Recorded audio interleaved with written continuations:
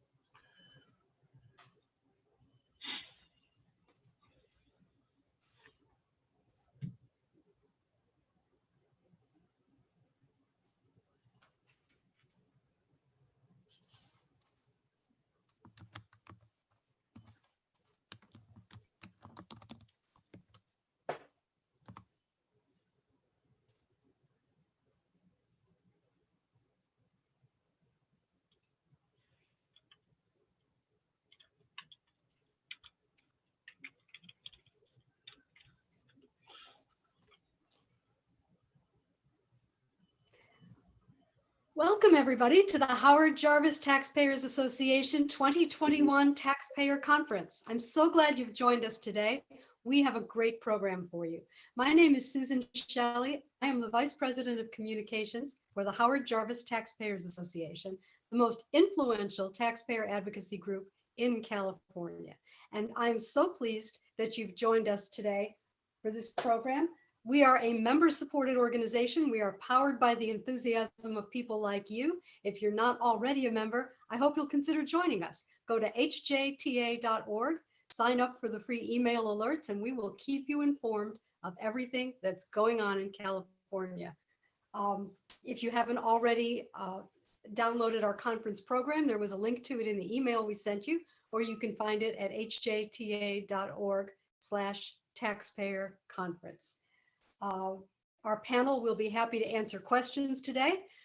Please type them into the chat or the comments wherever you're watching, Facebook or YouTube. Type in your questions. We'll be watching for them, and we will answer as many as we can. If we don't get to your question, you can always email us for a personal response, info@hjta.org.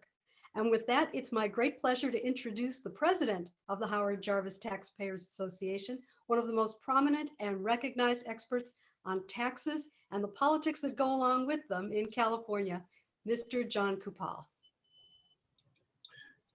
Thank you very much, Susan. It is a pleasure to be here. So glad all of you could join in this conference. I know with the pandemic, we're all still getting used to Zoom a little bit. Hopefully this works out and doesn't have any technological difficulties. As Susan indicated, if you have any questions, whether you're on Facebook or our website, there is an opportunity to ask questions. We will try to vet as many questions as we can.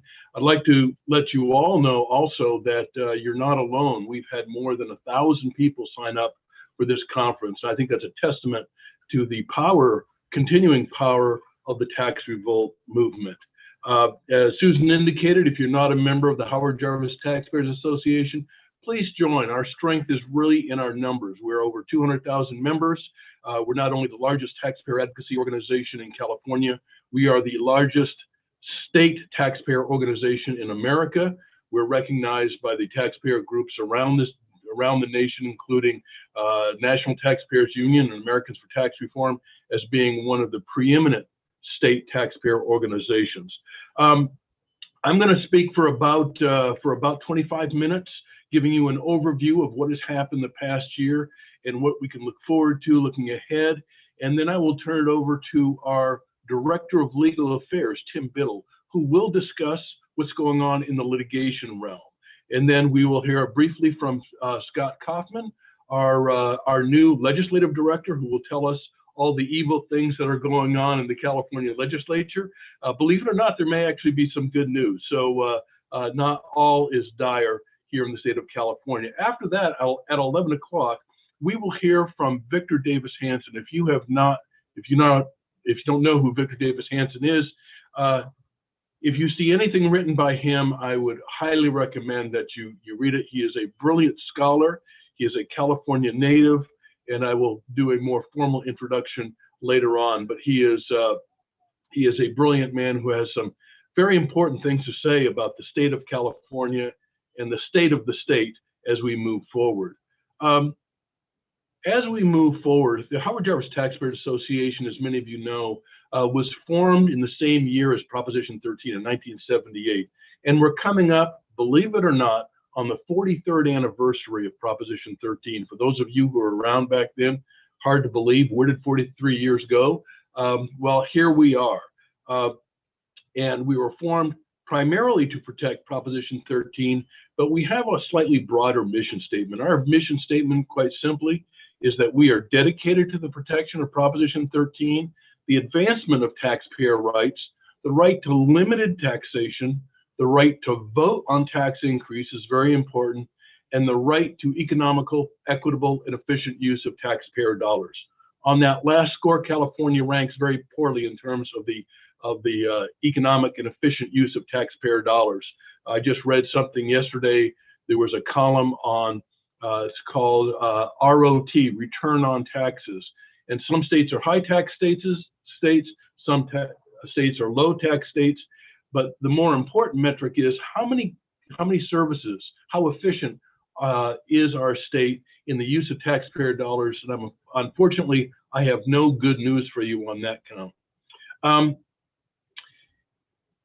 For those of you who know, number one, first and foremost, our very reason for existence is the protection of Proposition 13. And I suspect that the thousands of people who are watching this right now knows the basics of Proposition 13, but in the event that some of you do not, keep in mind that Proposition 13 limits your property tax rate to 1% of value. Prior to Prop 13, the average property tax rate in California was about 2.6%. So Prop 13 cut that by more than half. Very important reduction in the tax rate. But just as important, if not more important, was the provision of Proposition 13 that limits the annual increases in your taxable value to 2% a year.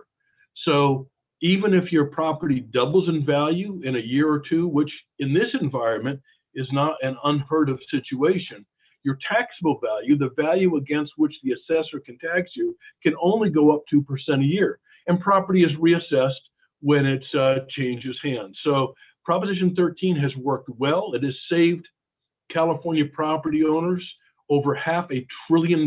That's probably, that figure is probably low since 1978. It has kept people in their homes. It has particularly saved seniors from being taxed out of their homes. And it's been good for local government. That's a surprise. You never hear how Prop 13 has worked well for local government, but the reality is Prop 13 and the way it works, it has stabilized local government revenue. So even in recessionary times, local governments have a stable revenue source that increases faster than inflation and population. So all this whining and moaning you hear about how Prop 13 has starved local government, don't believe it. It's simply not true. I do have some good news. We all know that California's politics has changed. This is no longer the California of Ronald Reagan, Pete Wilson, George Deukmejian. It is now the California of Gavin Newsom and a decidedly very progressive California legislature. And regrettably, fiscal conservatives are not well represented in the California legislature. So one would think that despite the many assaults against Proposition 13, that its popularity would diminish. But I do have good news. On the benchmark polling that we conduct over the years and other polls, public polls, for example, from the Public Policy Institute of California, the vast majority of Californians still perceive Proposition 13 as mostly a good thing. So Prop 13 remains popular, and I think that's a testament to the effectiveness of this organization and the effectiveness of you, our members, who go out there and tell people about Proposition 13 and how it helps them, your neighbors, and what a world of hurt we would be in if it weren't for Proposition 13. Our number one priority, of course, is protecting Proposition 13. It has been under relentless attacks in the last 43 years. The courts and the legislature have punched numerous holes in Proposition 13 that we've had to come back and close those loopholes. We've closed loopholes with measures like Prop 62 in 1986. And in 1996, one of the most important initiatives that we sponsored and passed, you passed as voters, is Proposition 218, the Right to Vote on Taxes Act. But they continue to punch holes in this, which means that our fight is never done. The biggest loss we ever had was a reduction, a diminution of the vote threshold for school bonds from 2/3 to 55%. That happened back in the year 2000. I got to ask you, do you think education's better today for that? No, it's not. It's worse. So this notion that the 2/3 vote is somehow an insurmountable threshold is false. When people tell you that the 2/3 vote is undemocratic, it's not fair, just remind them that one definition of democracy is two wolves and a sheep voting on what's for dinner. We protect the 2/3 vote as best we can. Unfortunately, there's been some weakening of that in the courts, and Tim Biddle will discuss that later on. Last November, we were consumed, of course, with the election cycle last November in 2020. There was an existential threat against Proposition 13, known as Prop 15, the Split Roll Initiative. I'm not going to rehash that campaign. Suffice it to say that we won, but this notion that Prop 13 created a loophole for businesses simply isn't true. California has had a unified tax roll since the 1800s, and Proposition 13 did not change that. The progressives who have always wanted to weaken Proposition 13 thought they had a chance. They thought they could weaken Prop 13 in last November because everything in that election cycle was in their favor. They had a high voter turnout presidential election. There was tremendous hostility among many Californians toward President Trump. I'm sure that's not true of many of our members, but the reality is Trump's popularity in California was very, very low heading into that election cycle. And so the progressives wanted to capitalize on that. We had an election where all mail ballots were used. We had a very deceptive title and summary prepared by our very progressive Attorney General. And of course, the spending lobby, mostly the public sector unions, threw tons of money into it. This was their year to weaken Proposition 13, and yet we won that battle. So thanks to you, thanks to the involvement of our business allies, and thanks to the voters of the state of California, we defeated split roll. We also defeated a damaging rent control initiative that would have expanded rent control. We're strong believers in property rights here at the Howard Jarvis Taxpayers Association. We did not want further weakening of our restrictions on rent control because we believe that rent control is bad public policy. Economists once said that the best way to destroy a community is with carpet bombing or rent control. Take your pick. The outcome is about the same. Having said the good news, I have to tell you about some bad news, and many of you are already aware of this. We barely lost Proposition 19. What that resulted in is a loss of the intergenerational transfer protection. What does that mean? Prior to Proposition 19, you could transfer your property to your heirs and it would not trigger a reassessment. How did that come about? That came about because voters in 1986, by overwhelming margins, passed Prop 58, which was put on the ballot by the California legislature by a unanimous vote. Again, the California legislature put Prop 58 on the ballot by unanimous vote. It passed by the voters by 76%, and it allowed this intergenerational transfer, the ability to transfer a property to your children without triggering reassessment. Shortly thereafter, there was another Proposition 193 that extended the same protection for grandparent to grandchild. Again, extending this, which is an important taxpayer protection. Regrettably, Proposition 19 eliminated this right, and so now this property must be reassessed upon the reassessment of inherited property. Think of it this way. Proposition 19 reflects a death tax or a wealth tax. The only exception under Proposition 19 is if the children move into the parent's home and it makes that property their primary residence. Well, that's not practical for the vast majority of children who may be living out of state, who may want to use that home for rental purposes, income purposes. And keep in mind, Proposition 19 wasn't just about homes. It also applied to small business. So small businesses, which are quite frequently family businesses, the ability to pass along a restaurant to the children of the owner, of the founder, is now severely restricted. Property will be reassessed to full market value upon death of the original owner.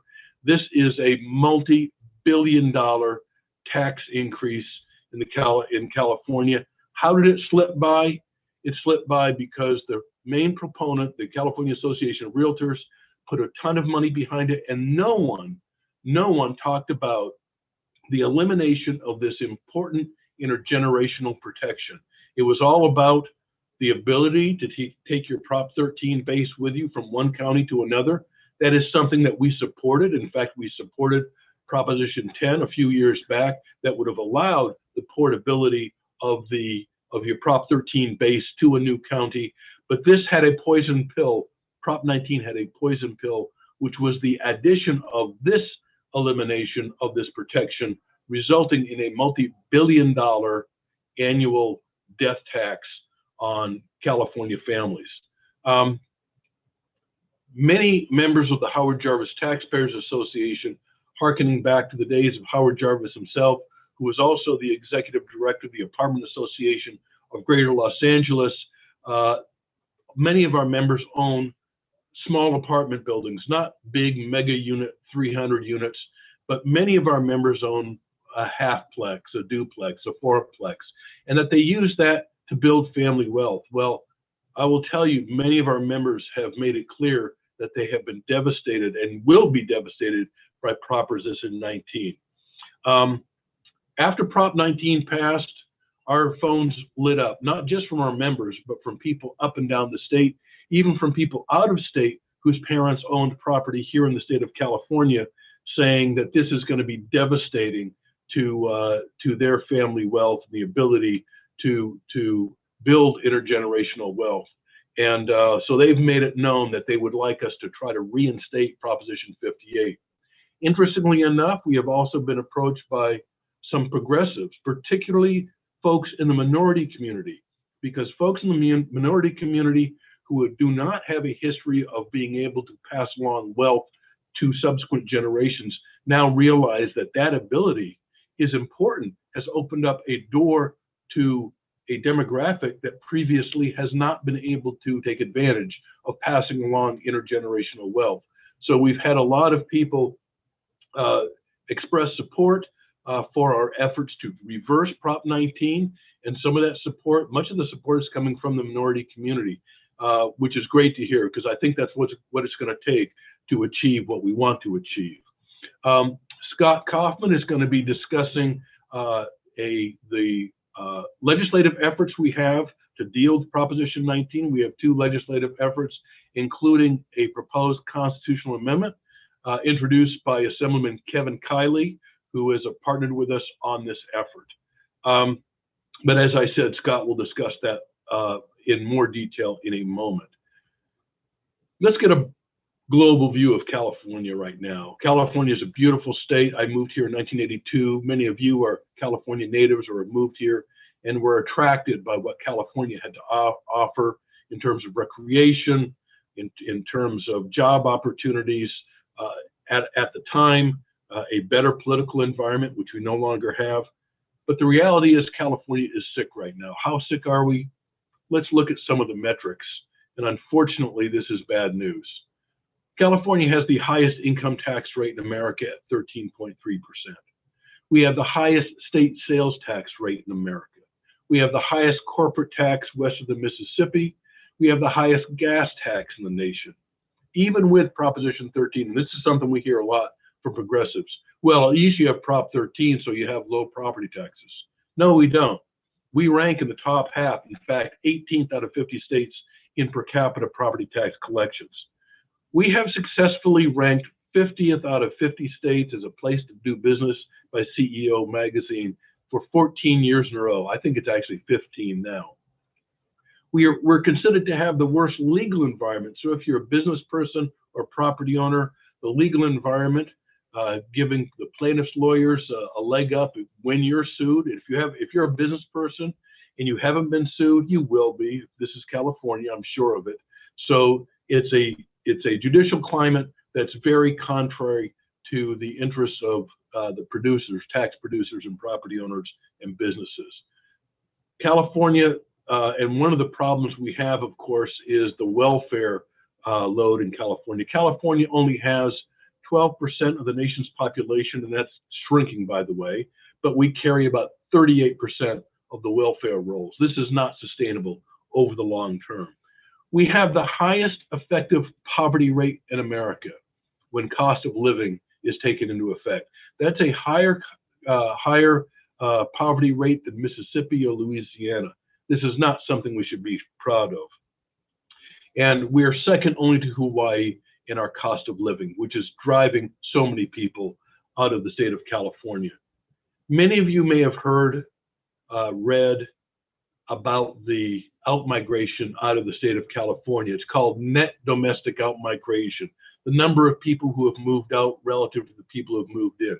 This has nothing to do with international migration, either documented or undocumented. This is just more people moving out than moving in. And we have lost well over 1 million people in the last few years to other states. Where are they moving? Where are productive Californians moving to? Well, you probably know. It's Texas, it's Florida, it's Nevada. Those states have a top marginal income tax rate of 0. California is the highest in the nation, 13.3%. Our productive citizens are going to no income tax states or low income tax states. For example, Utah is drawing a lot of the biotech industry away from California. It has an income tax, but it's a very modest income tax. There have been many studies done on the business flight out of the state of California. We're losing an average of 1,800 businesses a year on what are called relocation, business relocation, or disinvestment events. A company doesn't have to pick up stakes and then move entirely. They just choose to expand elsewhere to places that are more business friendly. So who are we losing? We're losing the middle class, the working middle class. California remains a good place for the ultra rich and the very, very poor, but we're losing the middle class. We're losing skilled labor. We're losing educated young people, educated by our college system here. Our engineers, our computer scientists, educated here in the state of California, but they're finding more attractive job offers in other states, not so much for the salaries, but for the cost of living. Impossible for young people today to buy a home. And of course, we are losing some high wealth individuals who have either readjusted their portfolios for tax avoidance or they've picked up and moved to no tax states. Another big concern we have here in the state of California is the level of debt. California's balance sheet is way out of whack. Now, you may have heard that Governor Newsom is crowing about the surplus that we have, the $75 billion surplus that we have. He's virtually breaking his arm trying to pat himself on the back for that surplus. Let's be real here. It's not government that created that money. It is the taxpayers that created the money.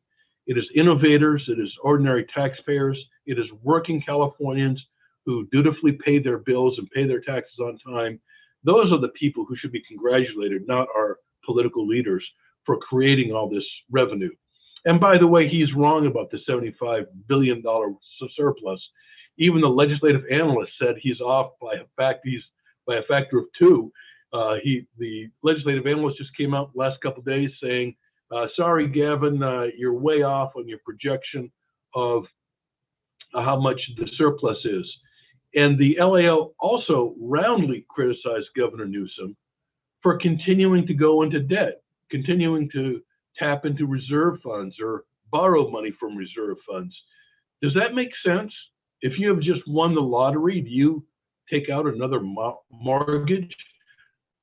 The inability to deal in a rational way with California's debt is a big problem that we have. It's another thing we need to understand, that a surplus in any one given budget year is not a true reflection of the financial health of California.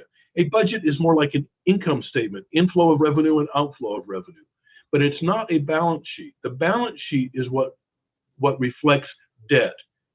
And we got a lot of debt. In fact, by some measures, California has $1 trillion worth of debt. How can that possibly be? Trillion is usually a federal number. The feds talk about trillions of dollars, but states rarely talk about trillions of dollars. But here we are in California talking about up to nearly $1 trillion worth of debt. Most of that, of course, is in our unfunded pension obligations. That's CalPERS, CalSTRS, a lot of the local public employee retirement systems. We have tons of other kinds of debt. We have general obligation bonds at the local level, general obligation bonds at the state level. We have very esoteric debt instruments called certificates of participation or revenue bonds that escape voter approval requirements. So added all together, added to the promises we've made to public employees for healthcare benefits, and we're easily over $1 trillion worth of debt here in the state of California. So after that depressing review of the state of California, you may ask, well, should I start packing up and leaving? I would hope not. I would hope you stay in California. Many of us have decided to stick it out. But if there is good news, I do believe there's some substantial pushback going on here in the state of California. As I mentioned earlier, there are some issues, for example, the Prop 19 issue that transcends partisan label. We're hearing from Democrats as well as Republicans decline to state how they want corrective action on Proposition 19. And I also I'm looking at the national scheme right now. At the national level, the progressives, which seem to run the White House, they're getting tremendous backlash. There have been a number of special elections throughout the United States, and that has trended decidedly in our favor in the last several months. That's no guarantee that that will continue through the year 2022 when the next midterms are, but I'll be honest with you, I'm somewhat hopeful that things will turn around at the national level, and I think if that's true, we can hope that things begin to turn around here at the state level. I do believe that one of the things that we can count on is some significant overreach by progressives here in the state of California. They tend to grab for too much. Even with this surplus, we have the ultra progressives in the legislature calling for even higher taxes, a wealth tax, an escape tax. They have come up with a raft of new taxes, apparently completely divorced from sanity by proposing new taxes in this environment here in California, where it is our tax burden driving people out of the state of California. The other good news is, as I said, I think progressives will continue to overreach. And as they overreach, I hope that you do like we will do, and that is take advantage of this and reach out to your neighbors, your friends, tell them about Howard Jarvis Taxpayers Association, tell them about Proposition 13, tell them about how our tax dollars are not being used wisely. As I said, we have the highest gas tax in the nation. I recently came back into California on Interstate 80 from Nevada. As soon as you cross right on the state line, the pavement went to heck. I mean, we went from nice asphalt to broken down concrete, and yet we have the highest gas tax in the nation. Here's the truth. Your tax dollars are not being well spent. They're just not. And we need to demand better. So even if you wanted more government spending, the first thing we should demand is that the money that we produce for government should be used wisely in the first place. That is something upon which I think we can all agree. So with that, I think we're going to take some Q&A in a little bit, but before we do, we're going to hear from two of our top flight individuals. And by the way, our entire team here at the Howard Jarvis Taxpayers Association, we have a great team here. You heard from Susan, our Vice President of Communication. We have a full legal staff. We have full-time offices in Los Angeles and here in Sacramento. Again, we're able to provide the full range of taxpayer advocacy for you, our members, whether it's in the courtroom, whether it's in the legislature, whether it's through education. We have a separate foundation called the Howard Jarvis Taxpayers Foundation. It is a 501c3 organization. Donations to the foundation are tax deductible. We also have a political action committee that most of you are aware of. And we, of course, have two initiative committees, No New Taxes and Protect Prop 13, that are designed to engage in initiative battles. So we're able to defend your interests as taxpayers in the full range of venues for advocacy. So with that, I'm going to turn it over to our Director of Legal Affairs, Tim Biddle, who is an experienced litigator, who is an expert in property rights and defending Proposition 13 and Proposition 218, the Right to Vote on Taxes Act. Tim, take it away. Thank you, John. Good morning. Before reporting on our cases, I want to report on our courts. From 1983 to 2011, California had Republican governors, believe it or not, except for the partial term of Gray Davis. So for 25 years, Republican governors were appointing fiscally conservative judges to our state courts. Then Jerry Brown took office in 2012 and sent a strong message to the courts that if their rulings in favor of taxpayers meant a loss of revenue to the government, he was going to take that loss out of the judiciary's budget. Suddenly, we did not have an independent judiciary acting as a check and balance on the other branches of government. Rather, we had a judiciary fearful of retaliation.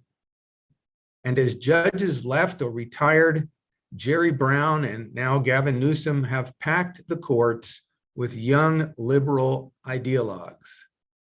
Our 7-member California Supreme Court, for example, now has 5 Democrat appointees.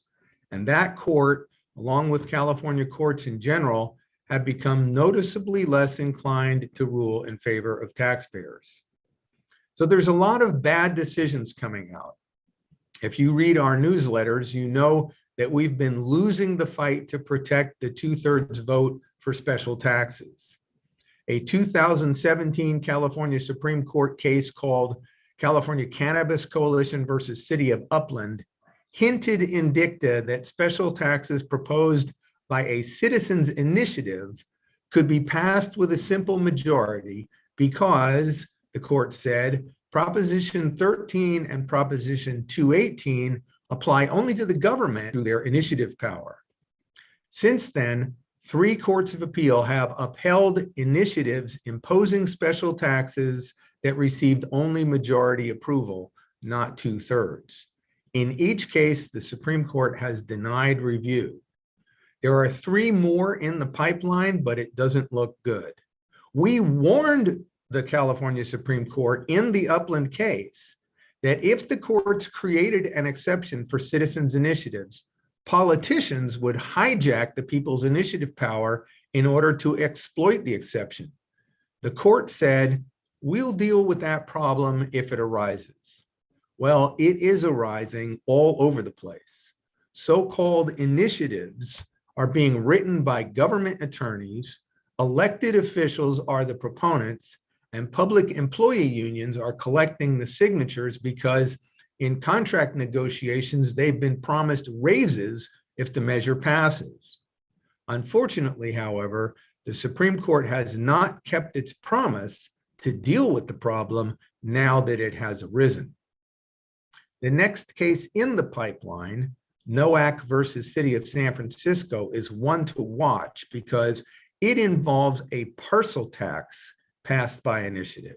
We filed an amicus brief arguing that if special taxes proposed by initiative don't need 2/3 voter approval because Proposition 13 doesn't apply to initiatives, then it must be impossible to pass a parcel tax by initiative because Proposition 13 is the sole authority for parcel taxes. Outside of Proposition 13, all property taxes must be ad valorem, and parcel taxes are not ad valorem. They are for a flat amount.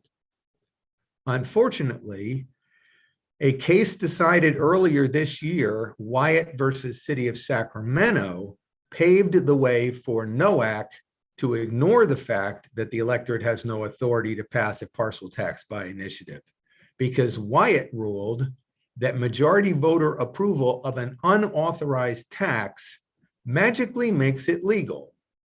In Wyatt, the City of Sacramento imposed a tax on its own utility property, even though under the Constitution, public property is exempt from taxation. But the city presented the tax to the voters and they approved it. So even though it was an unauthorized tax under the Constitution, the court held that voter approval made it all better. We asked the Supreme Court to depublish that case, but it declined to do so. Moving on to other issues, we have an important case in federal court, but so far it has fared no better. Howard Jarvis Taxpayers Association versus Chang is our challenge to the new state-run retirement savings program for private employees known as CalSavers. CalSavers is a new law requiring all private employers with 5 or more employees to enroll their employees in the Cal Savers retirement program unless the employees take steps to opt out. The employer is then required to deduct money from the employees' paychecks and send it to the state to be commingled and invested just like CalPERS money is, with presumably the same dismal results that have created a statewide unfunded pension crisis.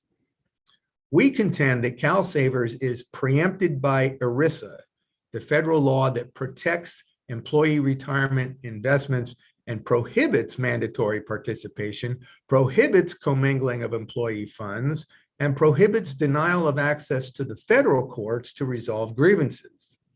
Unfortunately, the Ninth Circuit Court of Appeals recently ruled against us, holding that the state is not subject to ERISA, which is ironic because there was an Obama-era regulation making an exception for state-run programs, but Congress repealed it.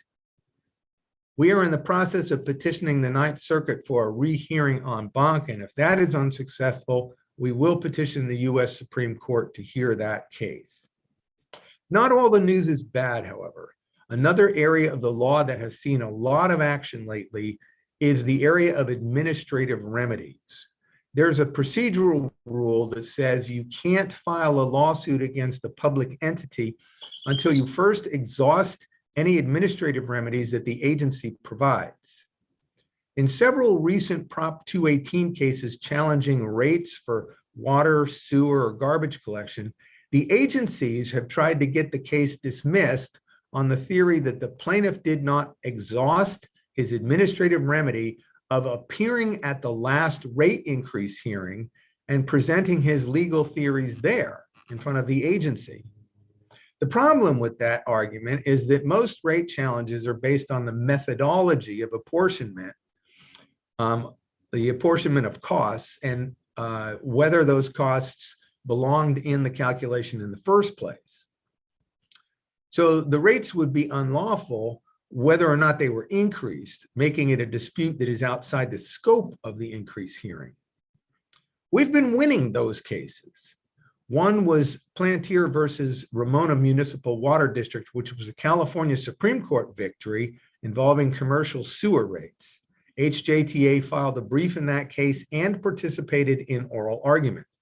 Another victory was Malott versus Summerlin Sanitary District, this one involving residential sewer rates. And in ruling for the taxpayer, the Court of Appeal heavily quoted HJTA's brief. And the Supreme Court denied review, making that victory final.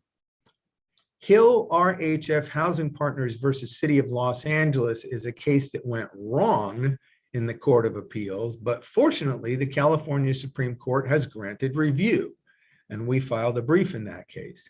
Now, this is one to watch because it implicates our right to a secret ballot. At issue is whether a plaintiff may challenge the formation of a business improvement district when he cast his ballot against the proposal, but did not rise to speak against it at the public hearing. Speaking of the right to vote, HJTA is committed to protecting election integrity. The California Constitution guarantees free elections. That doesn't just mean free from paying a poll tax. It also means free from government manipulation. HJTA versus County of Los Angeles is a case where we sued the County of Los Angeles for spending taxpayer dollars on a one-sided campaign promoting its Measure H, a quarter-cent sales tax increase. The use of public funds for political advocacy is prohibited under the Political Reform Act and a California Supreme Court case, Stanson versus Mott. Besides our lawsuit, we simultaneously filed a complaint with the Fair Political Practices Commission. The FPPC investigated our complaint and issued a decision agreeing that the county broke the law. The county agreed to pay a fine of $1.35 million. This is the largest fine ever imposed against any agency in California. In the wake of that case, HJTA has established what we call our Public Integrity Project, We want to be more active in catching the misappropriation of public funds for political advocacy and trying to nip it in the bud with a warning letter. But if that doesn't work, then to file a complaint with the FPPC and bring an action in court if necessary. In last November's election alone, we investigated 14 campaigns brought to our attention by HJTA members. We sent warning letters to 7 agencies, and 5 of them took steps to remove questionable ads or rewrite them to make them balanced. 2 agencies, however, ignored our warnings, so we did file complaints against them with the FPPC. There's guidance on our website regarding what an agency can and cannot say in election correspondence. If after reading that you believe your agency is breaking the rules, please don't hesitate to let us know. Back to you, John. Thank you very much, Tim. Good overview of our litigation efforts. And by the way, that's just a sampling of the number of cases that our legal team is engaged in. For more information, you can go to our website.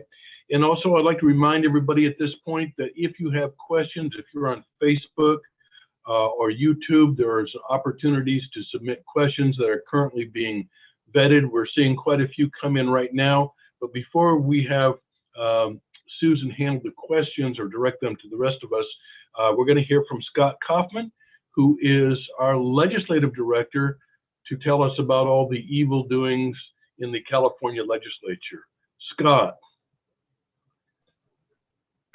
Thank you, John. I guess I'll give a brief introduction of myself, since I'm a different face than folks who have come to this conference in previous years are probably used to. I'm a California native, born and raised in Ventura County, attended college here at the University of California, San Diego. I was an editorial writer and opinion editor at the Orange County Register for many years, and then also had a brief stint with the American Legislative Exchange Council, where I worked on school choice and school reform issues. And now I find myself in Sacramento working for the Howard Jarvis Taxpayers Association, and it's a tremendous privilege to be your voice in the state capitol. I'm too young to know California before Proposition 19, but my parents passed down the story of Howard Jarvis and the 78 tax revolt like California lore. They remember what home ownership was like before Proposition 13. My mother recently told me on a visit that without Prop 13, we would likely have had to move out of California. In hindsight, maybe that wouldn't have been such a bad idea with our out of control state government. A lot of smart people that I know, friends and family, are fleeing, have already fled. But you know, I'm a 5th generation Californian on my mother's side, and this is my home. And I want to raise a 6th generation Californian here, and I want them to raise a 7th generation Californian here. And so this fight is personal to me, and I hope you'll stick it out with me, because I'm here for the long haul. But enough about me. You want to hear about the legislature and all the hijinks they're doing. It's a yearly struggle. I guess I'll start talking about what happened at the end of last year's session, and then I'll talk about what we're working on this year. COVID-19 made for an abridged legislative session last year. That means fewer bills made it through the state legislature, perhaps the silver lining of the pandemic.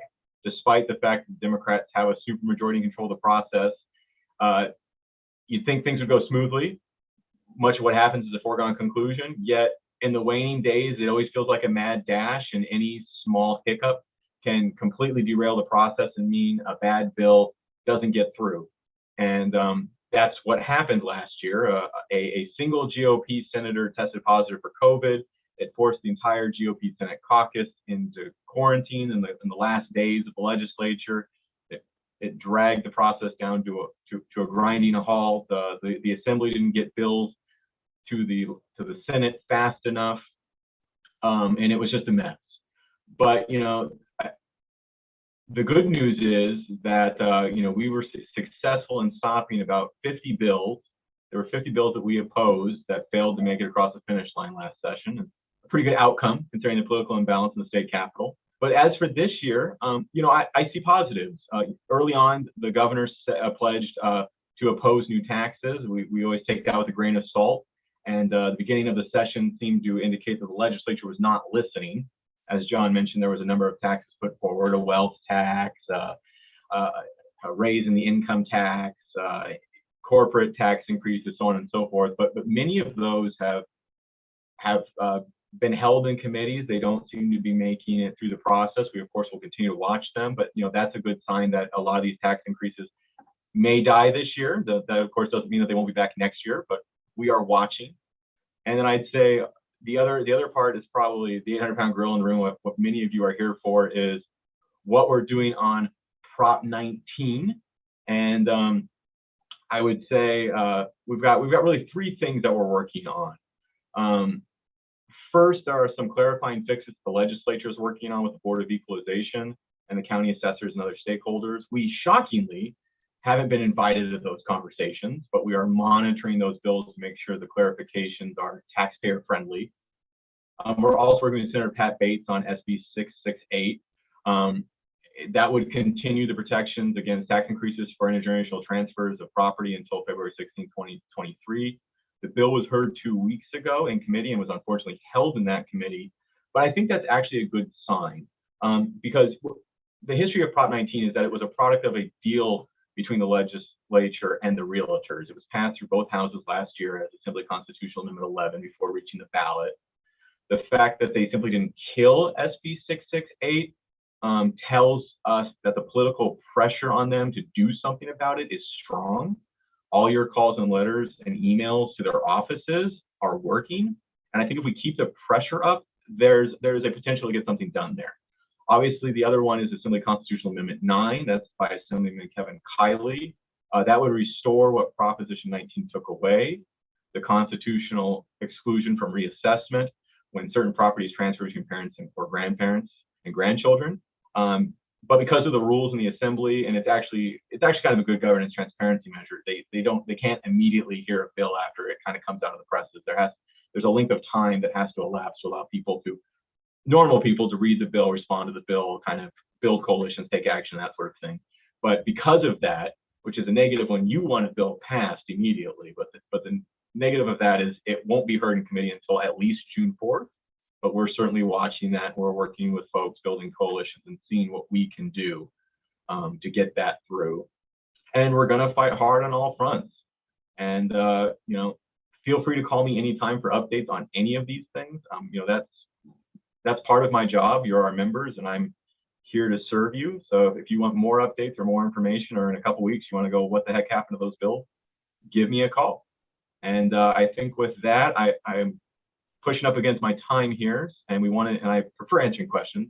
So I will pass it back to John and Susan for the question and answer period. Thank you. Okay, thank you, Scott. And as President's prerogative, I'm going to ask the first question. One of the victories that we've had year after year is the defeat of ACA 1. And so we're hopeful we'll have that victory again this year as well, right? Yes, it's a perennial favorite, not really, but it comes every year. I think this is the 4th year we've had to deal with ACA 1. It's been ACA 1 the last 2 or 3 times, and it was ACA 4 before that. But ACA 1 takes it repeals one of the most important protections in Prop 13 by lowering the vote needed to pass costly local ballot or local bonds and special taxes. Currently, it takes 2/3 vote of the electorate to impose those higher costs on taxpayers, but ACA 1 would cut that threshold to just 55% to pass tax hikes for a myriad of purposes. We've been successful in defeating it in the previous sessions, and we will work hard to defeat it again this session. So far, it is in committee, but it's awaiting the hearing. It hasn't really moved, but I'm watching it, and we will be just as active on it as we have been every other year. Great, thank you. And that just goes to show that the 2/3 vote is under assault, as Tim indicated, in the courts and in the legislature. So we have our work cut out for us. With that, I'm going to let Susan start vetting some of the questions that can be directed to any of us. So please feel free to, if you're on YouTube or our website or Facebook, there should be formats to ask us questions. Okay, well, our first question is, how do we deal with corruption by public officials? For instance, if public officials try to get public funds. They try to get grants to give to private interests. What can citizens do to watch their government and stop this kind of thing from happening? I think one of the biggest things that we are looking at, and Tim touched on this a little bit with the creation of our Public Integrity Project, is people have to be vigilant. There's just no question. There's no substitute for being vigilant. Another problem I've seen is, the media has usually been kind of sycophants for government. When with all the layoffs in media, a lot of the reporters go to work for government, and that leaves very few reporters who actually cover government in any critical sort of way. So it's up to us and other media outlets, I won't say conservative, but independent media outlets to cover these. Corruption should be pursued aggressively, and that involves voting the right people into office, which means paying attention not only to the presidential election or statewide offices, but also your city councils and boards of supervisors and your district attorneys. The district attorneys have some degree of responsibility for chasing down corruption. So all those are proper venues for addressing corruption. And we have a question about the recall. Do you believe Governor Newsom is using the surplus to give away money as part of his campaign to defeat the recall? And if so, what can we do about that? Well, that one would have to be cynical to believe that money actually influences politics.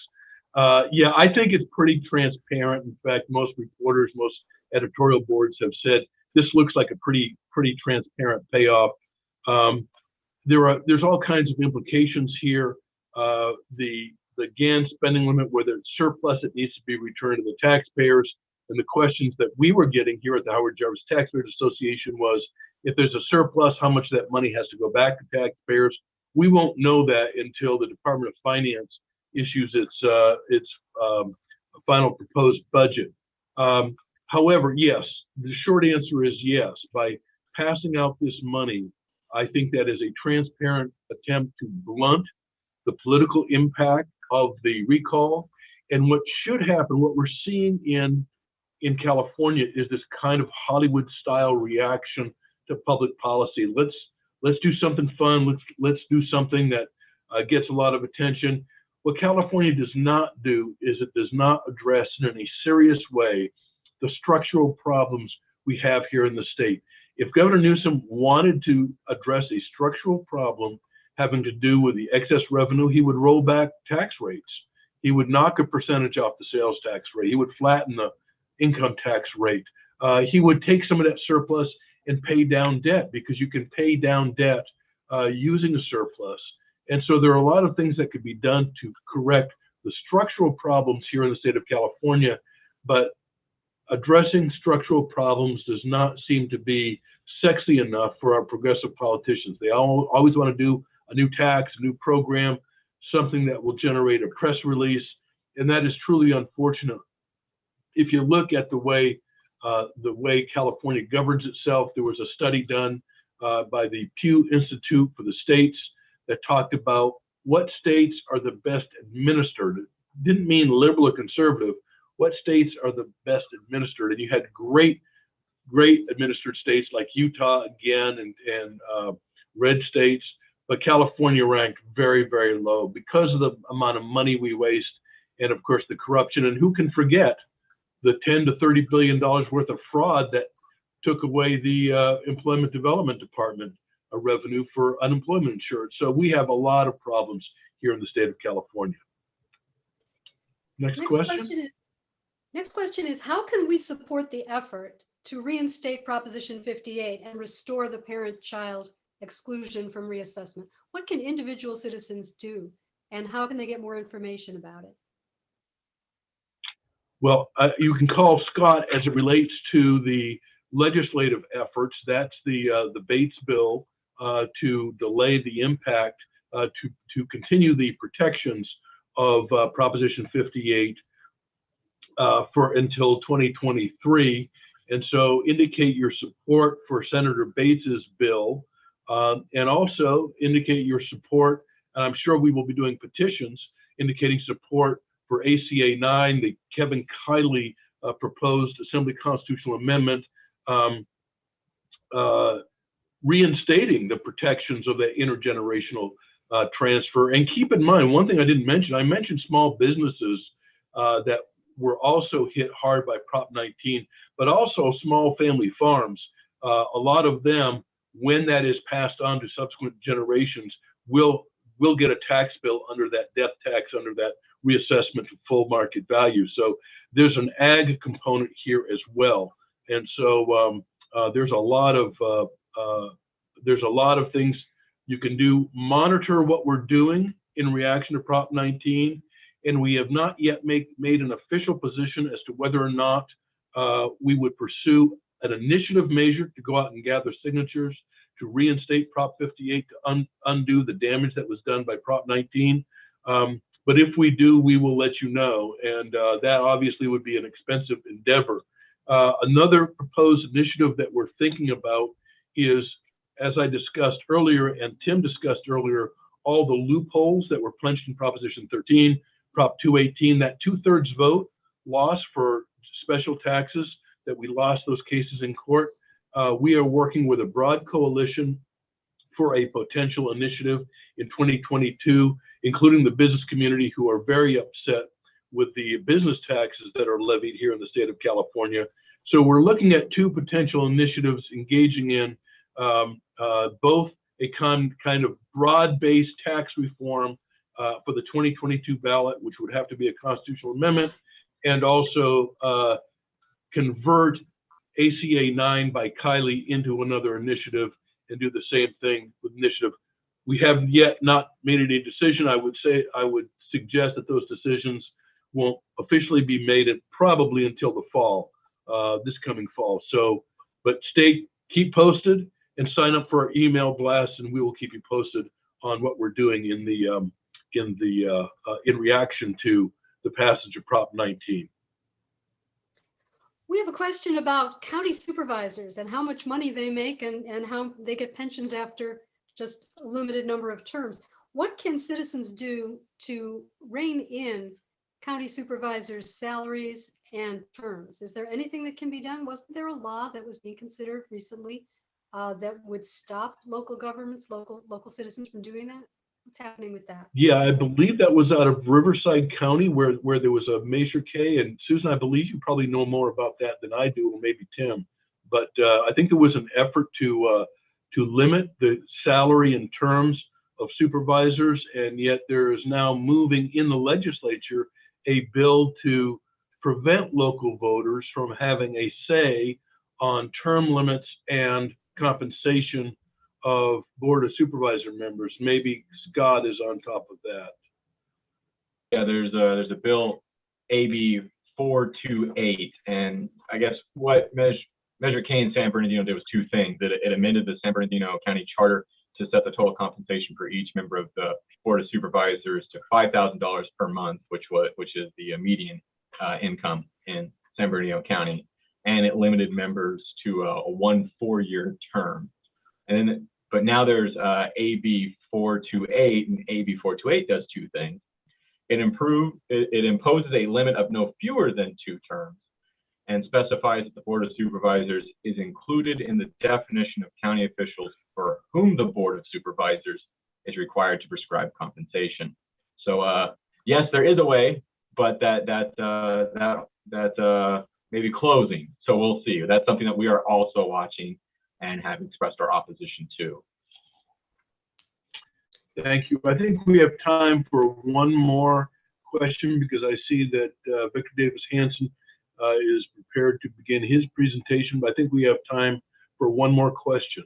Okay, we have a question. Susan? We have a question about what Congress is going to do with the SALT deduction, the state and local tax limitation that was added in 2017 by the Tax Cut and Jobs Act, and now limits Californians to deducting $10,000 maximum of local, state and local taxes on their federal returns. What's happening with that?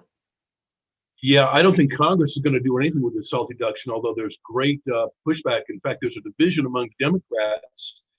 You have the people like Schumer who want a return of the SALT deduction, but you have the progressives who are pushing back against it as being as a sop to the wealthy. So there is division within the Democrats in Congress on that. Now, in answer to that, many states are trying to do their own workaround right now. And I believe there is a workaround proposed by the business community moving forward in the California legislature. So that's where I think the action is going to be. I believe the action is going to be, how do states, particularly high tax states that were screwed by the SALT elimination, how can they, within the structures of their own tax code, fix that? They are constrained a little bit by one of the provisions of the congressional act that was just passed, which said that states, you are prohibited from lowering taxes as a use of this federal money. So I'm not sure the hands are completely tied among the legislative bodies of high tax states, blue states. But the policy here is quite simple. And, you know, obviously we here in California, we were hurt very badly. At least moderate income, high income people were hurt more than high income people in low tax states. So some of us would personally benefit if the SALT deduction came back, but as a matter of policy, we see the complaint of low tax states that they are essentially subsidizing high tax states. So I see that as 11:01, and I don't want to cut into the time of our featured speaker. So with that, I'm going to introduce Victor Davis Hanson, who I've again, as I said at the beginning of this presentation at 10 o'clock, that if you see anything written by Victor Davis Hanson, you should get your hands on it. He writes very eloquently, very cogently on a variety of matters, and we are very, very pleased to have him here.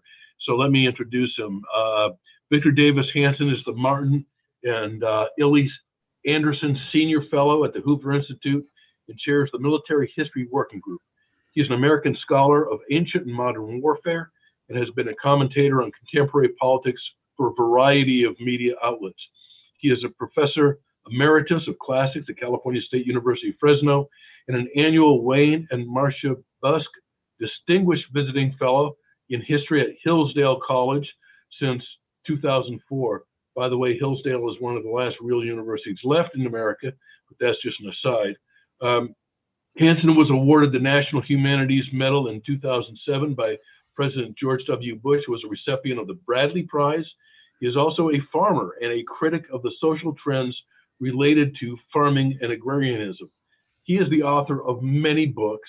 His most recent are The Second World Wars, How the First Global Conflict Was Fought and Won, published in 2017, a very good book, which I have read. The Case for Trump, in October of 2021, not yet released. It will be released in October. He's got a book with a very provocative title, The Dying Citizen, How Progressive Elites, Tribalism, and Globalization Are Destroying the Idea of America. So flag that, and when you can pre-order that on Amazon, and it is going to be on my reading list. So here to tell us whether or not there is hope for the state of California, it's my pleasure to introduce Victor Davis Hanson. Victor? Thank you very much. I appreciate your invitation. I thought I would just speak for about 25 or 30 minutes on our dilemma in California. Maybe we could do it from the position of a physician. We would look at the symptoms, form a diagnosis, offer a prognosis, and along with it, therapy or medicine. And I think we all know what the diagnosis is, that it's not just that we have high taxes and regulations, but we have poor services in return for that sacrifice. And that would mean if you took the basket of sales taxes with the local add-ons and you added them to the top rate of 0.3 income tax, and especially high for people, 9-10% above 60, 70,000. And then you added your property taxes, although the rates are not excessively high, the valuation of the homes in California is such that they can be very oppressive. And we add all of that in, to the gasoline taxes, which when they're fully enacted will probably have the highest in the country. And that basket of taxation then represents the largest amount of taxation of any group in any state in the country. And so, excuse me just a second. I got something happened here. There, sorry. That represents the highest rate of taxation in the country. And what do we get for it? And what services? If you look at test scores of high schools in 8th grade, we're usually around 44 to 48% percentile, ranking in the United States. So California used to be in the top 10. It's one of the most unimpressive public school systems in the country. If we look at all surveys of our infrastructure, especially our freeway system, again, ranked near the bottom. The 99 freeway, if I can use that term, that euphemism, freeway for highway in some areas still, it has the most dangerous accident per miles driven ratio in the country. And I wrote once about it, and I got a letter from a number of trucking organizations that said that they just simply will not allow their drivers to drive the 99, and especially not get on it anywhere near the Visalia to Delano corridor, which is 2 lanes in a death trap. Same is true with our antiquated airports. We had a wonderful master plan, as you know, in the 1930s called the Central Valley Water Project, and then augmented in the 60s, 70s, and 80s by its state twin, the California Water Project. But except for a few reservoirs in Los Angeles, we have not built a major reservoir since 1983. And remember, if you read that master plan, they had something called tertiary reservoirs. These were going to be in the 2,000 to 3,000 elevation range, especially what they called the Los Banos Grandes reservoir that would be near San Luis Reservoir, the one on the San Joaquin River, and the one on the sites on the Sacramento River. And yet they were never built. And the result was that and they were designed, I should say first, for these rare 3 or 4 year wet years. And so the existing system would be full, but they could let it out into these tertiary reservoirs that would then store 3 to 5 to 6, 8 million acre feet. I think if all of them were built, it would be about 10 million acre feet. And then that would hold us over in dry years. And what happened instead, of course, was they were never built.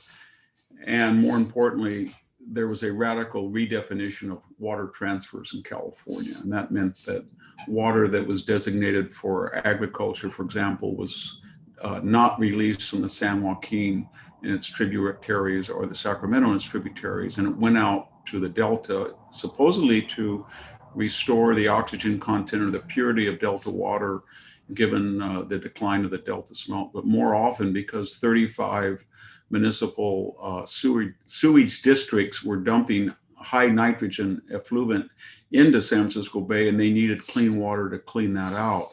But the result, nonetheless, is that we are in a crisis where we have 2/3 of the population living where 1/3 of the precipitation falls, whether snow or rain. And our grandfathers and great grandfathers said, you know, we've got to transfer water where 2/3 of it fall and 1/3 of the population. And that is now inert, that idea. We could go on, but I think you get the impression that when we look at education, we look at infrastructure, we look at water, and we especially, I think, look at crime now. California has had a steep rise in crime, not just during the lockout, but antedating that.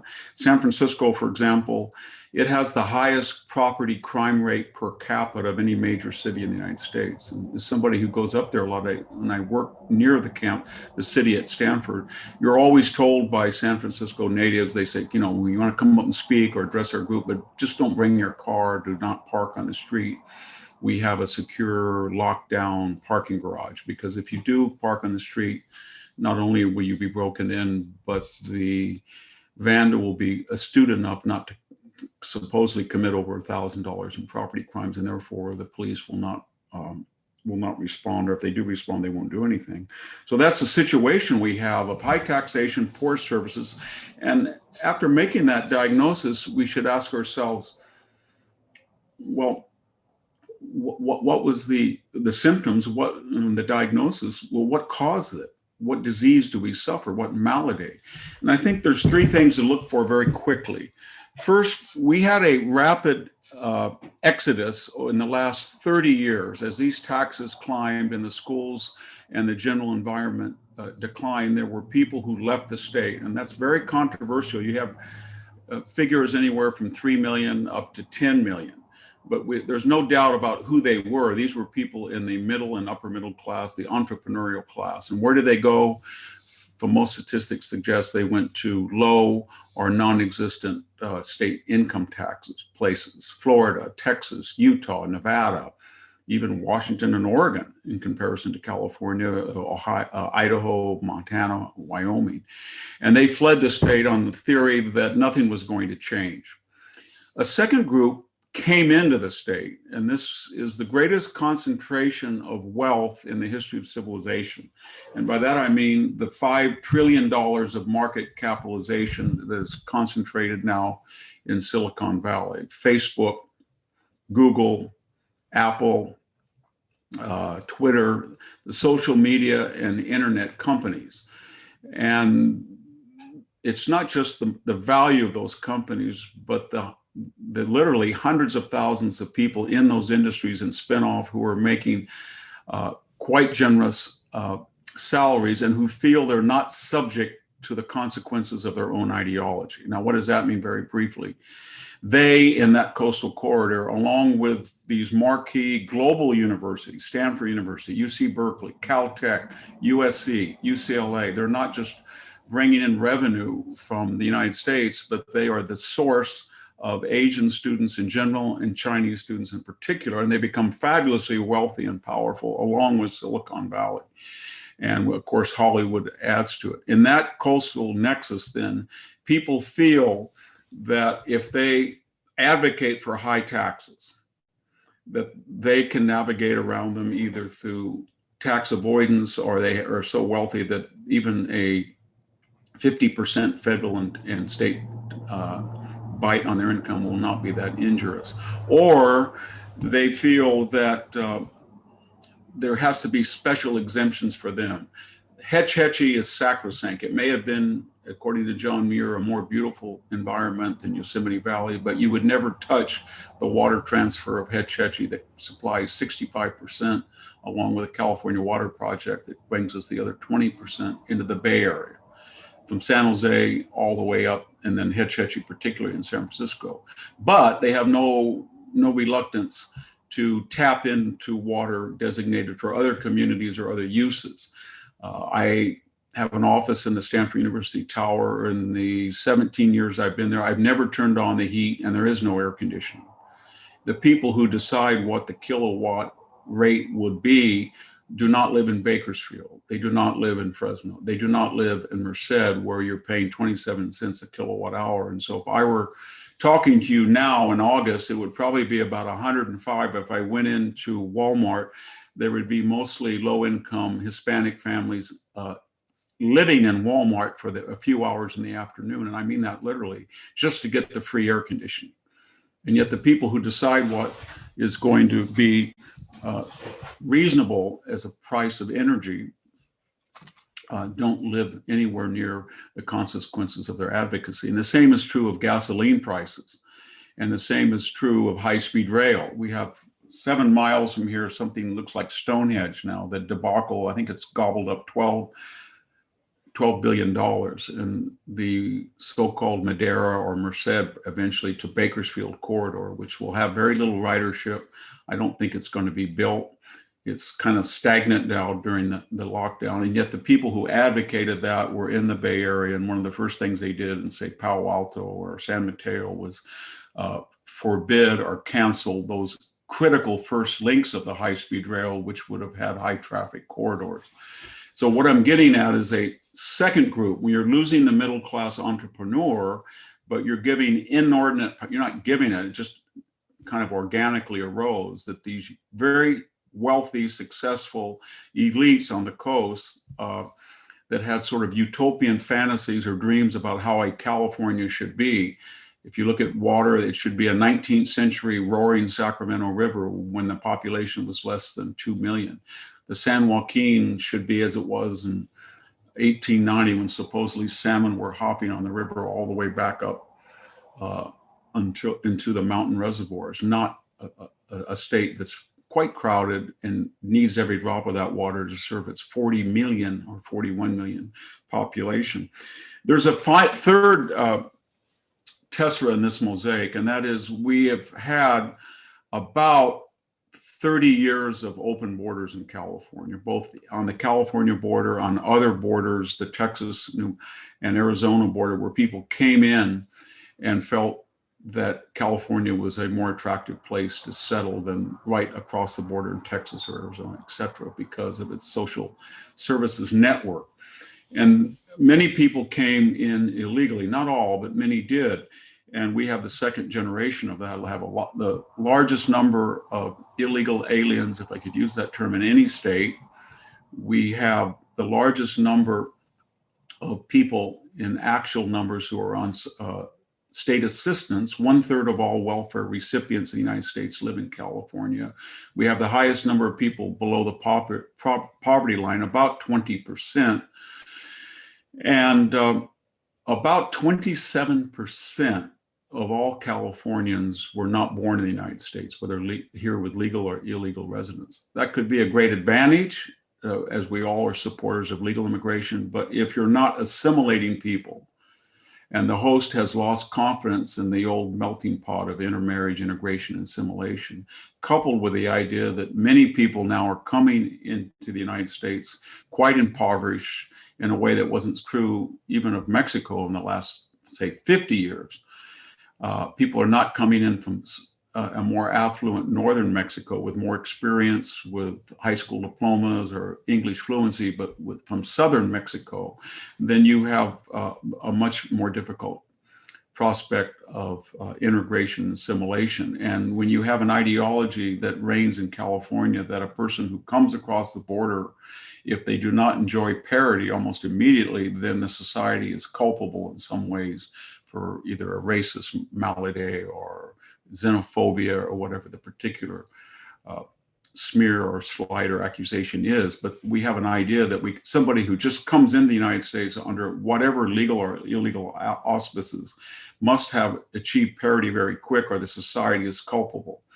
And when you add into that matrix that we have a large number of employers who enjoy inexpensive labor, especially off the books, we have the Mexican and Central American governments that received an aggregate $60 billion in remittances.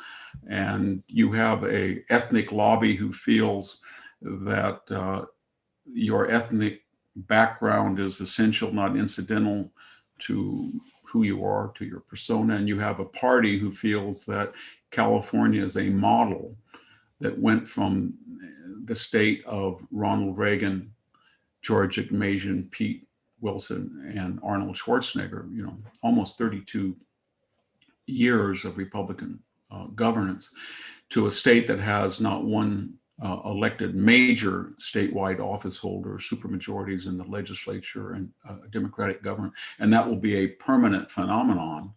And that is something then as a model that seems to have worked pretty well in New Mexico, in Nevada, in Colorado, and it seems to be, I think, reified now in Arizona and maybe Texas as well, and Georgia. And so all of those forces together have created a new political demographic. So just to review, you add all of these groups up, the people who left, the enormous concentration of wealth and education and expertise and globalization on the coast, and then an impoverished interior, and you have the calculus for high taxes, a lot of regulations, but very poor social services. Let me just conclude, is there a remedy? Well, if you know what the diagnosis is, and you can feel that if it's not changed, the prognosis is dire, then how can we address it? That would be, how can we look at these three constituencies and turn them into conservatives or at least realists. As far as, I'll start with the other, traditionally, second and third, fourth generation Mexican American and Latino people follow the pattern of immigration of Italian Americans. If I had said to you in 1900, I'm an Italian American, I'm not, but if I'd said that, you could predictably suggest that I was going to vote Democratic and progressive. Now, if your name is Giuliani or Cuomo, nobody has any idea that your ethnic affiliation is a determinative of your ideological outlook. I think that is already happening with the Latino group, especially here in the San Joaquin Valley. I live in a community that's about 90% Latino, and I think there's a large percentage are here under illegal auspices. But the point is that as they stay here and as they have to experience firsthand the progressive project, and as they move up in typical American mobility with education and higher salaries, they start to focus not on ethnic identification, not on the border, but on the price of electricity, the price of gas, the nature of the schools, the quality of advanced placement versus remedial education schools, and they become more conservative. I don't think that's a large number, but most of the statistics in California suggested in the last election, 35 to 36%. I think it was a little higher in Fresno County, voted Republican or for Donald Trump. So that is something to watch very quickly. And I think the Republican Party, and like to take Trump out of the equation in explaining this, I think we would all agree that the Republican Party suffered from the stereotype that it was a white male elite country club group. And we're not interested in adjudicating whether that was fair or not, only what that the severity and the damage of that perception gave. But now I think it has replaced race with class, that it represents the working middle class of all different backgrounds. And that's a ecumenical message that is quite ironic that somebody who was a billionaire off-putting Manhattan developer saw something there that 16 other gifted politicians in the primary of 2016 did not. And so that gives hopes, I think, that a lot of people who are not traditional Republicans are looking for a variety of reasons, bread and butter issues, paycheck issues, social issues, cultural issues, quality of the schools, opposition to abortion on demand, worrying about crime, that gives a lot of hope that could change. I think you saw a little glimpse of that with Prop 16 that failed to overturn Prop 209. A lot of that support against 16 and support for the prior 209 ironically came from a lot of Latino Californians that didn't want to go back into that morass. And I would add here, intermarriage is about 1 out of 3. It's got one of the highest, along with Asians, they have one of the highest exgamous ratios of marrying outside your ethnic group. And I have people in my own family, my neighbors, it's very hard to adjudicate their DNA, for example. Nobody cares, but they are 1/3, 1/8, 1/4. And their new tribe is not white Latino, but of mixed ancestry. And they tend to be very conservative in a lot. That's something to be hopeful. And then very quickly, I don't know how you get people back into California that are entrepreneurs other than achieving political power and lowering taxes, deregulating, bringing back the timber, the mining industry, the gas and oil industry, and simply making a climate that's conducive. I will say, though, that when you look at the effects of this quarantine, it does seem that there are people who are leaving Los Angeles and San Francisco, but not necessarily going out of state. They're coming into the Bakersfield, for example, and Fresno to a lesser extent is getting a huge number of returning people and new residents. And that's something to look forward to. In that regard, I think it's very important that California find some alternative higher education nexus so that you have something like what UCLA and USC did to Los Angeles, or Berkeley and Stanford did to the Bay Area, but in a conservative sense. In this regard, I'm really hopeful. There's been preliminary talks that Hillsdale College may open a secondary or a twin campus on the beautiful and historic Harris Ranch along the Kings River as it exits the Sierra, not too far from Pine Flat Lake. And it's only 20 miles on 180 out of Fresno. It's one of the most beautiful areas in California. And if that were to be part of a planned community, I think you would see something like UC Davis, but a nexus for traditionalists. And they would have speakers and it would enrich the entire state. We don't have a private school of that stature in California. We're pretty much dominated by very left-wing UC campuses, CSU, and then campuses like, as I said, USC and Stanford. And then finally, the tech group. I think there's going to be a reckoning with the tech group. People of all different political persuasions are starting to see that Americans now do not communicate very often with landlines. They do not communicate necessarily by phone all that much. They don't write letters. They increasingly text each other and they email each other and they go onto social media. And that's a de facto monopoly. And the old argument from Twitter, to take one example, or Facebook, that we believe in freedom of speech, but as private companies, we don't necessarily agree that we have to have complete freedom of reach. We can have our own laws as private companies that censor are now, I think, coming under opposition. Remember what their argument is. It's sort of like the segregationist in 1960 Alabama who says in a small town, African Americans, you're all welcome to come to my lunch counter, but I don't want to serve you. I just don't want to serve you. You can come in the door, but I'm not going to serve you. However, that does not mean you cannot go to another lunch counter. Unfortunately, there's no other lunch counters in town. And so that's what Twitter's basically saying, to take one example to parlay. You can go, if you don't like my Twitter censorship of conservative expression, go over to Twitter. Oh, by the way, we're going to have kind of a night of the long knives and take it out suddenly, as they did. And so they discourage free competition. They have a monopoly of the sort, magnitude and reach that we've never seen before. And by any traditional definition, in comparison to, say, a utility like PG&E or Southern California Edison, they run a monopoly. And I think there's going to be people on both sides of the aisle that want to regulate that and open it up for competition and, more importantly, free expression. Because it's not just their wealth, it's their monopoly of ideas and their discouragement of conservative or traditional alternative points of view. I think it'll be very difficult given the amount of money that they have at their disposal. Mark Zuckerberg, just take one example, and infused over $500 million at pre-selected precincts in the 2020 election in 6 or 7 key states, and where he went to the registrars of those counties and said, I'm here to help you. Here's some employees that will be working in conjunction with government employees, and here's some mailboxes that will augment the ability to turn in early and mail-in balloting. And that's probably illegal, not to help, but to help in a pre-selected way, in a pre-selected precinct for a pre-selected result. And just finished though, so I think that we've sort of hit rock bottom in California. It's a dysfunctional state. People from the most unlikely political perspectives are now for the first time questioning this. And I think all of these groups that cause these problems are now going to be part, and maybe unwillingly or not, part of the solution. And with that, I'll be happy to answer any questions. Thank you.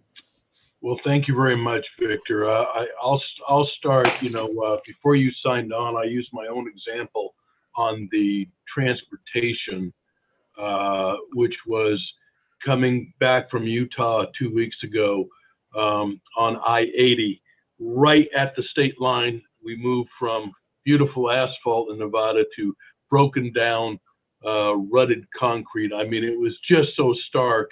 And I think I actually tweeted on it, and I said sarcastically, well, at least we have the highest gas tax in the nation. And by the way, we're not close to the top. We are the top when it comes to gas tax. Yeah. But you did talk about something that I didn't talk about in terms of the dysfunction. And by the way, the Tax Foundation just issued something about ROT. We talk about ROI, return on investment. They're now using ROT, return on taxes, and this is a function of the efficiency by which they use tax revenue, which of course is not existent here in the state of California. But you did touch on crime, and that's something I did not.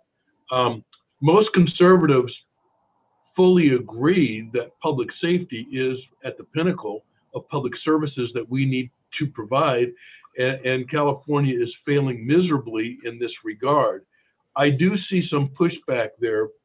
You mentioned San Francisco. By the way, I believe Walgreens is pulling out most of its stores out of San Francisco because people walk in and they walk out with stuff. It's ridiculous. Walgreens says we cannot suffer these kinds of repeated. So who suffers from that? It's the neighborhoods, and this is another failing of the progressives. But I'm seeing some pushback in the area of crime. The recall efforts of the Soros-backed district attorneys, I think they're now catching a lot of heat. And I was so pleased to see a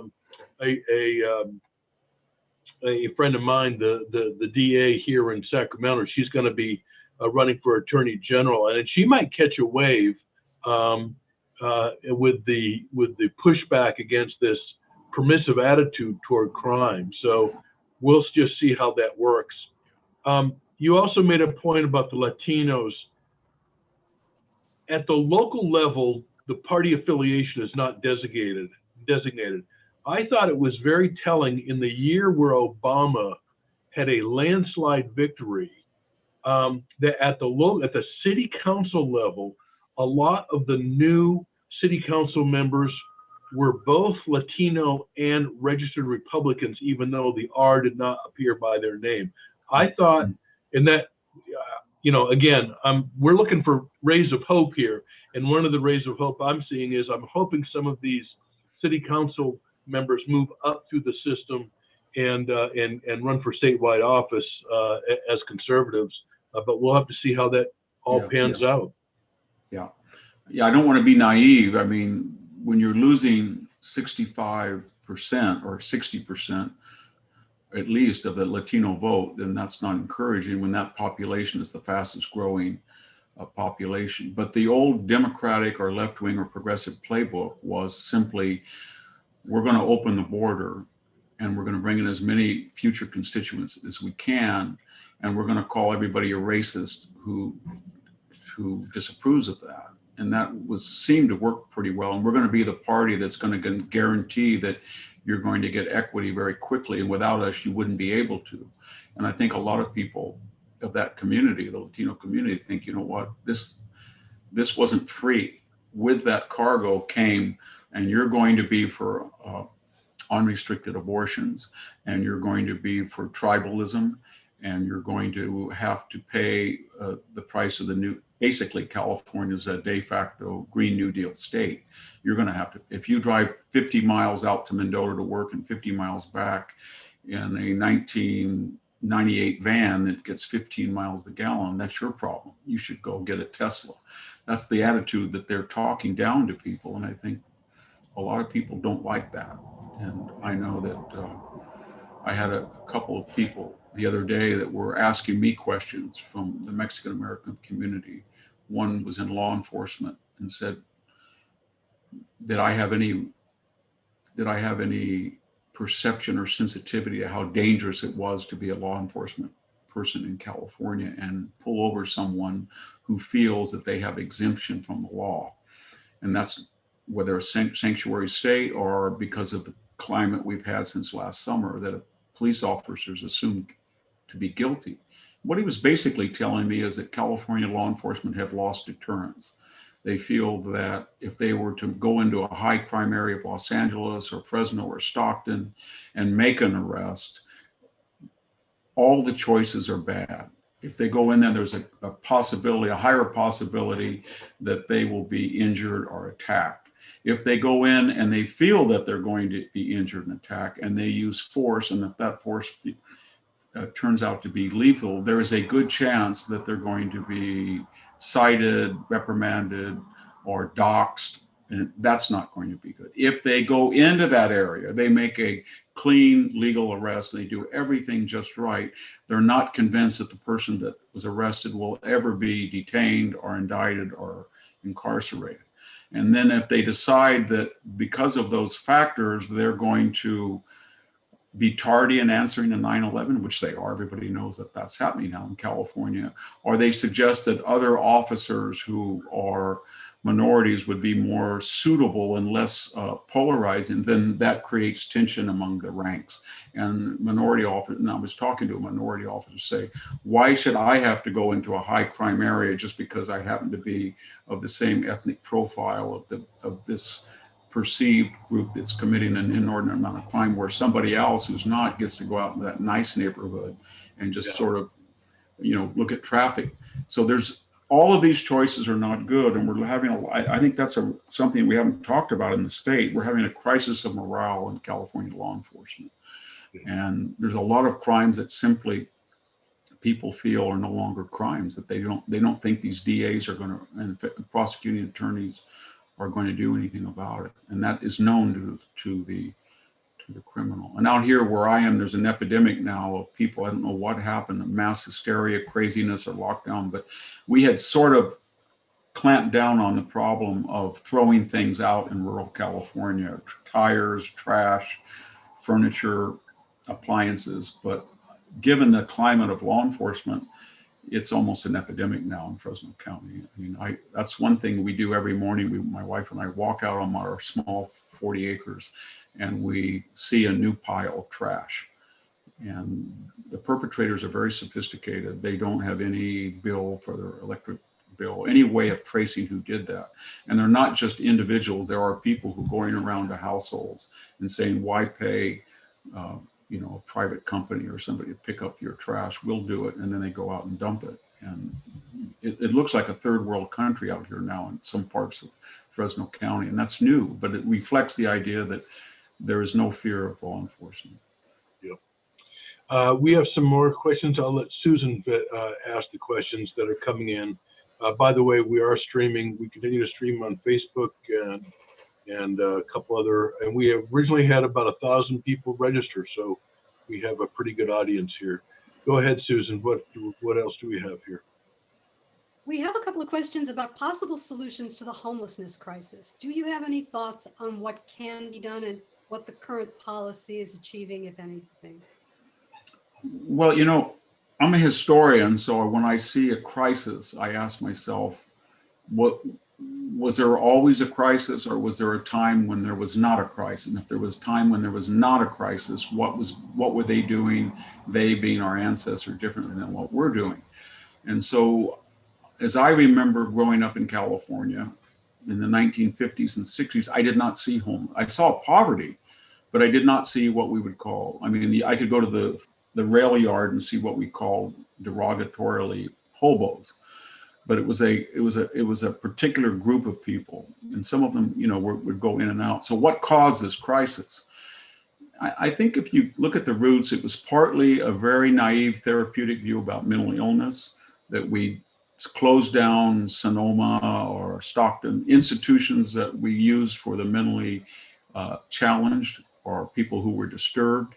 We had them, I think part of, it was a cultural phenomenon. When we all enjoyed Jack Nicholson and Sometimes a Great Notion, we collectively thought, wow, that Palo Alto mental facility was just horrible. They were just injecting all these wonderful people with drugs and incarcerating them. They should have been freed, as that Ken Kesey novel suggested. But that was the tenor in the 70s when we did that. So we kind of shut them down and we let people who had mental health crisis supposedly go to the care of psychiatrist or their doctor, and that didn't handle the problem. And that coupled at the same time with the rise of the California regulatory state in the 70s and 80s, when we began to zone punitively new development, low-cost housing, energy. And so it became almost impossible for lower middle-class people in particular locations to buy a home or to rent something.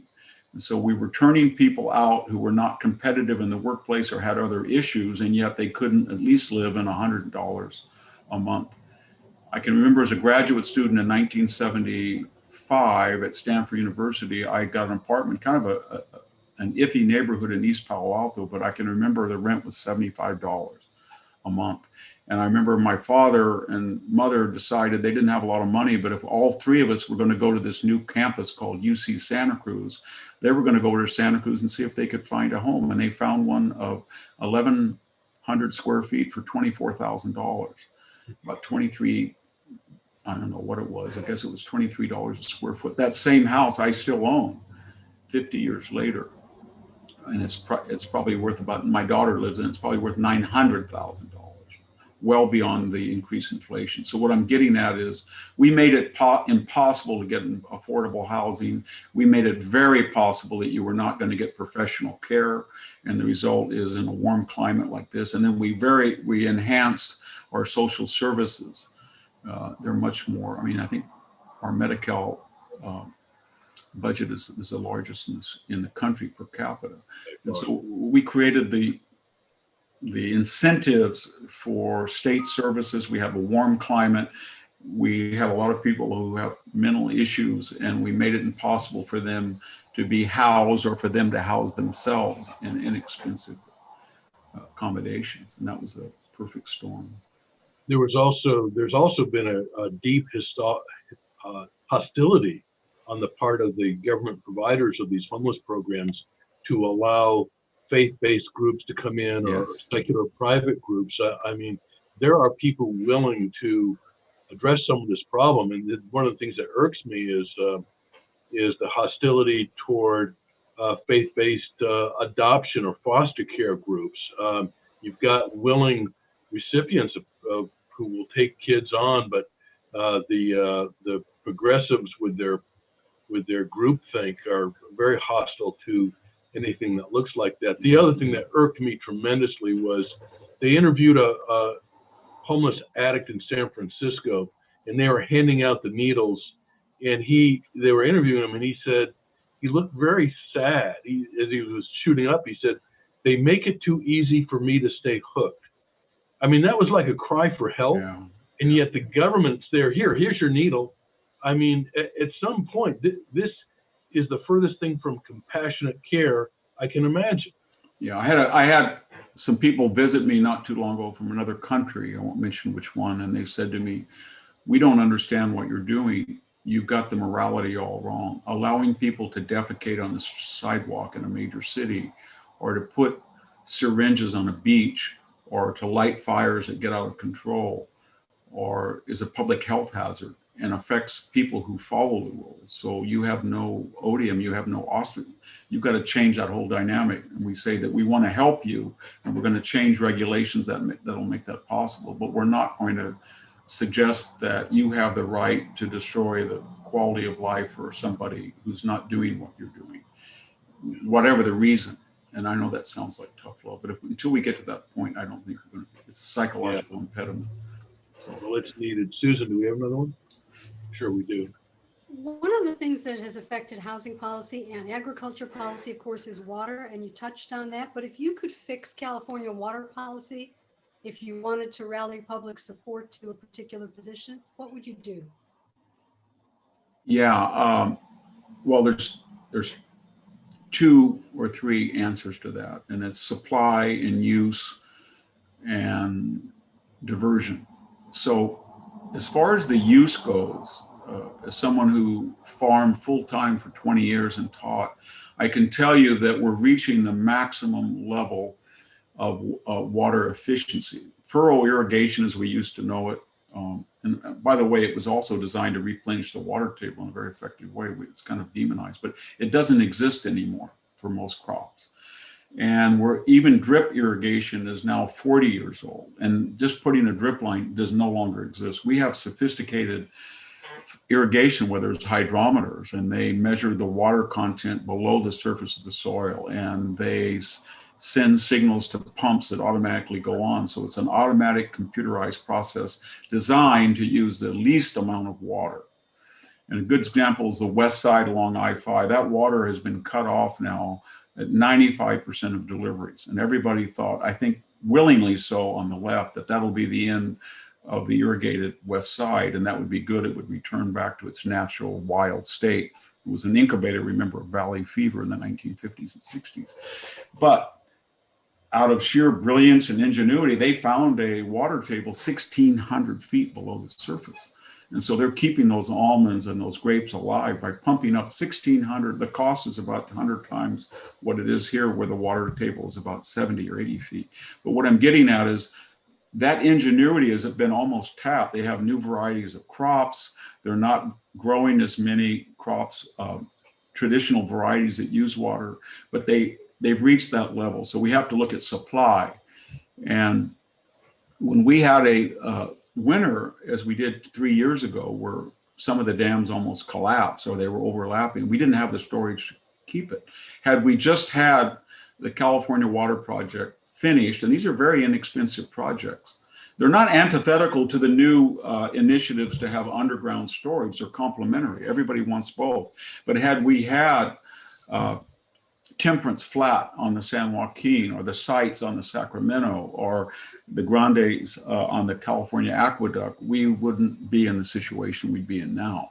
So we need a lot more storage, 10, 12 million acre feet. We could raise some of the dams that were built in the 60s or 70s up 3 or 4, 10, 20 feet and get a lot more storage pretty inexpensively. And then finally, we have to have a discussion about rivers and this idea. We all like the idea of a roaring whitewater river coming out of the Sierras in 150 miles, dumping into the Delta with this, cavalcade of fresh water as you see salmon jumping all over. That's not going to happen in a state of 40 million people in the desert. Just not going to happen. And so we have to decide, if you don't want to transfer more water from some of the rivers up north because of environmental concerns, fine. And if you've kind of maxed out on water conservation, consumers have, and they have, I think, it's pretty tough.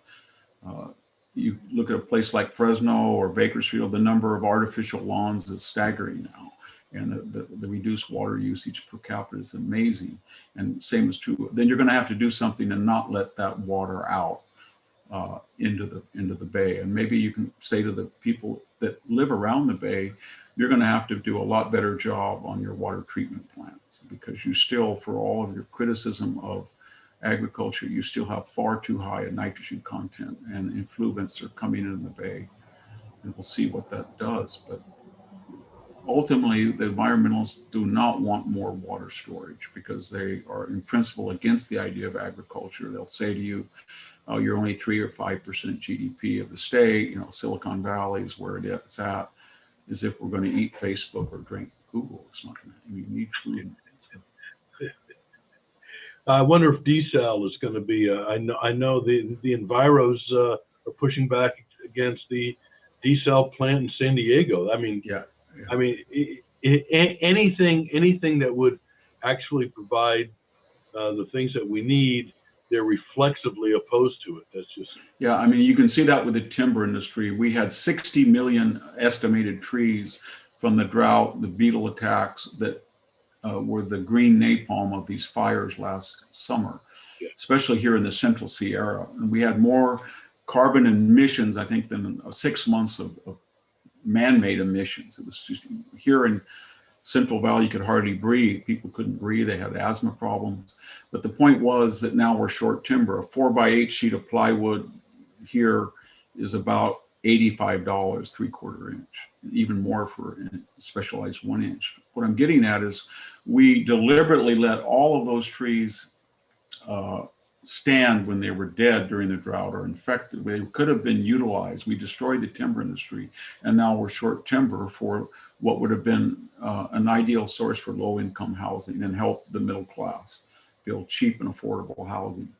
And who made those decisions? People who usually have pretty nice homes on the coast, inherited or had the money to buy them at a staggering price. Another question, Susan? We're getting up against it. We'll take a couple more. Okay, we have a question about media coverage of the president. The White House press corps has been ordered not to go to the border, and they've been pretty tame about following the orders of the current press secretary. What do you think of the coverage, and why do you think the White House press corps has not been more aggressively covering some of these stories? Well, I think it's been a gradual process, but it intensified with Donald Trump. And so, for example, the Liberal Shorenstein Center on Media at Harvard University found that in the first 6 months of the Trump administration, 93% of the major network coverage was negative. They had never seen something like that. I think Obama's was about 38% 40 negative, and that seemed high to me. But what I'm getting at is the Democratic Party, the progressive movement, and the media fused. They had a kind of the culture of journalism departments that educated future reporters was left wing.